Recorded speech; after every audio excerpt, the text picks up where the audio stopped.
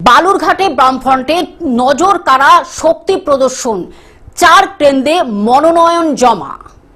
বালুরঘাটে বামফ্রন্টের নজর কাড়া শক্তি প্রদর্শন, দক্ষিণ দিনাজপুরে 4 কেন্দ্রে মনোনয়ন জমা। বিজেপির বিধায়ক বিগত 5 বছর ধরে বিভিন্ন অঞ্চলে কিন্তু তিনি এখনো যাননি, সেখানে অধিবাসীদের যথেষ্ট ক্ষোভ রয়েছে, তাই এখানে জয় পেতে যথেষ্ট আশাবাদী। 2026 বিধানসভা নির্বাচনকে সামনে রেখে বুধবার দক্ষিণ দিনাজপুরে বামফ্রন্টের কর্মসূচির চমকপ্রদ শক্তি প্রদর্শনের নজির গড়ল। বালুরঘাট, তপন, গঙ্গারামপুর এবং কুমারগঞ্জ এই 4টি বিধানসভা কেন্দ্রের মনোনীত প্রার্থীরা জেলা শাসকের দফতরে পৌঁছে আনুষ্ঠানিকভাবে মনোনয়ন জমা দেন। তার সঙ্গে লোকাল আমাদের অনেক ইস্যু আছে, যেমন বালুরঘাটে মেডিকেল কলেজ, আমাদের জেলার সেটা গঙ্গারামপুর হোক, তপন হোক, আপনার কুমারগঞ্জ হোক, বিভিন্ন দাবি তার সঙ্গে জড়িত আছে।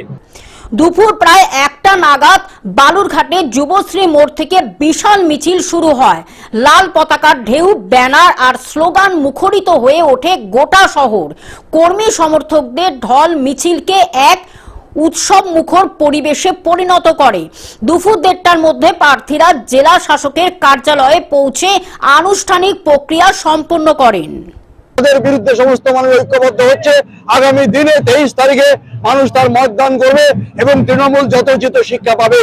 দক্ষিণ দিনাজপুর থেকে জয়দীপ মৈত্রের রিপোর্ট, গ্লোব নিউজ। এখন থেকে গ্লোব টিভি দেখুন আপনার স্মার্টফোনেও। গুগল প্লে স্টোর অথবা অ্যাপল স্টোর থেকে ডাউনলোড করুন গ্লোব টিভি লাইভ অ্যাপ। এছাড়া জিও টিভি অ্যাপ থেকে দেখুন গ্লোব টিভি লাইভ।